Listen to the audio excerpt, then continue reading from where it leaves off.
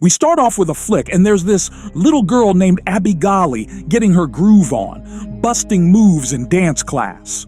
Soon as she's done, she hops in a ride headed straight to her crib, but here's the kicker. 6 shady characters tailing her every move. They tail her whip all the way to her spot, then bam, they hit her with a knockout shot and snatch her up.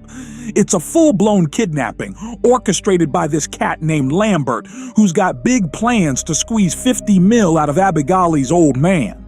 Once they bag the girl, they haul her off to this run-down joint where Lambert's posted up, waiting like a spider in his web. His crew's on lockdown, and he lays down the law. No real names, no real identities, just aliases he dishes out. Plus, he confiscates their phones, so the 5-0 can't trace them. Before he splits, he drops a rule. Only one dude, Joey, can be in Abigail's space. Now, with Lambert out of the picture, the crew starts sizing each other up. Joey. She's got a knack for reading folks. She pegs Frank as a cop, and she's dead on. Then she clocks the chick across from her as a hacker into some digital thievery. She clocks another dude flexing his muscles, and the wheelman for his smooth driving. Last up, she's got the sniper, looking all military. But Joey's got secrets too, and Frank ain't slow. He clocks her as ex-military, but with a sweet tooth since her little dude bounced. Joey ain't sweating it though, she's got her own play. So Joey dips into Abigail's spot, breaking Lambert's rule, and opens up to the scared girl. She lays down a promise of protection, bonding over their similar struggles. Abigail spills about her pops, how he's gone all dark and distant, not like he used to be. Before Joey bounces, Abigail drops a warning. Something wicked's brewing tonight. Joey ain't taking chances. She spills to the crew about Abigail's pops being one sketchy dude, and Frank ain't wasting time. He's up in Abigail's grill, demanding to know her old man's name. So, picture this, right? Dude finds out who the girl's pops is, and he's straight up shook. Like, we're talking big-time gangster vibes here. So, he spills the beans to the crew, and let me tell you, they're all freaking out too. Then, Frank starts dropping some knowledge, telling them about this wild time when 3 cops tried to take down this same gangster. But get this. The gangster wasn't playing around. He straight up threatened those cops, and they ended up in this super secure hotel room with guards posted 24/7. But even with all that security, one morning, bam! Bodies of those 3 cops just show up out of nowhere. So, you can imagine, now the crew's sweating bullets thinking they're next on the hit list. And let me tell you, they're not wrong. The driver, he ain't buying into the fear at first, goes down to the basement for some business, and next thing you know, he's screaming bloody murder.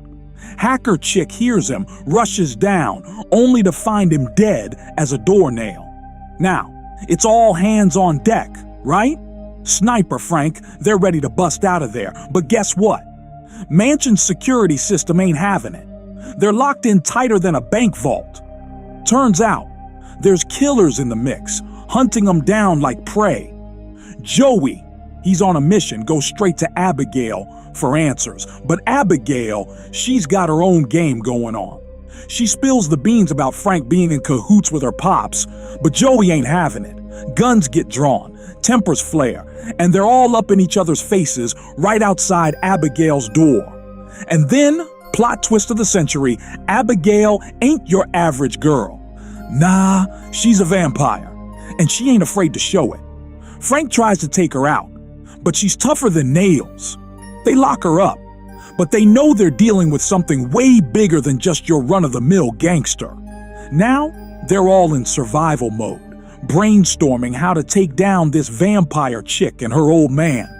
It's like a scene straight out of a horror flick, except this time, they're writing their own ending. Joey ain't buying what's being served up. She's like, look, if we want to bounce from this nightmare alive, we gotta deal with Abigail head on. But yo, they brush her off like yesterday's news and bust into Abigail's crib, ready to throw down.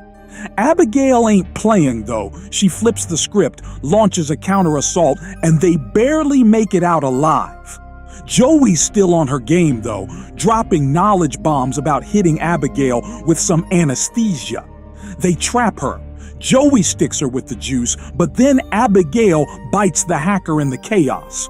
When Abigail wakes up, she's staring at bars, and they're grilling her about what's really going down.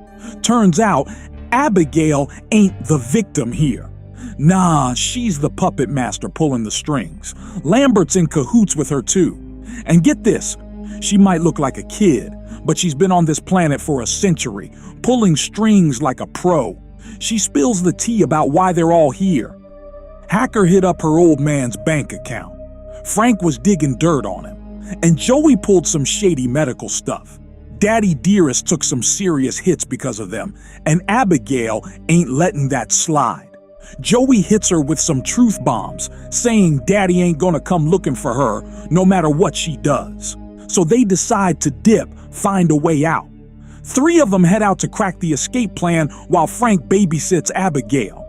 But Abigail's slick. She strikes a deal with Frank, offering him a sweet deal if he sets her free. But when she spills the beans about the escape route, Frank ain't playing.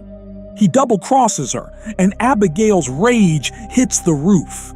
Just when it's about to go down, Joey pulls a boss move, breaks a window, and lets the sunlight in, frying Abigail like bacon. She dips to heal up, and they split into teams, hunting for that exit like their lives depend on it. 'Cause they do. Abigail goes all Jedi on the hacker, flipping her into some vampire sidekick and offing her partner. Joey's peeping this madness from afar, ready to throw down if the vamp tries anything funky. But when the hacker lunges, Joey's packing sunlight, frying the undead like it's breakfast time.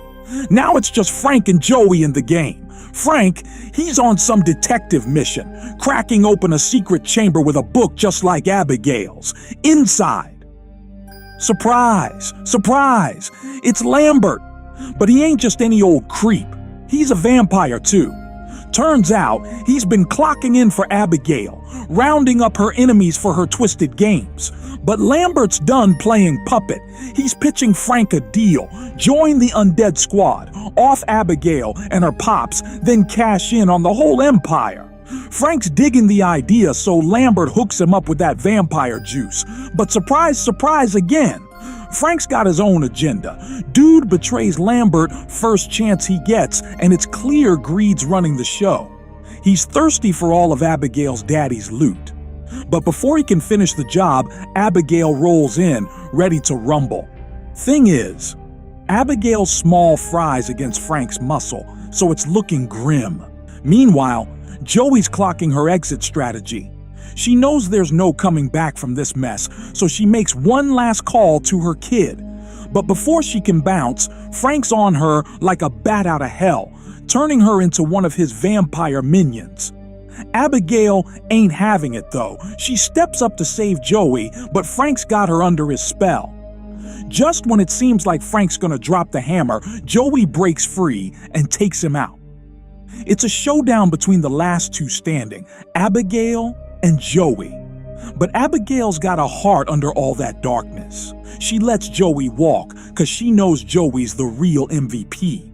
Abigail's pops rolls in, ready to throw hands, but Abigail shuts it down, showing mercy to the one who saved her. Joey walks off into the sunset, back to that normal life she's been missing. And that's a wrap on this twisted tale. Don't forget to subscribe for more movie moments and musical melodies.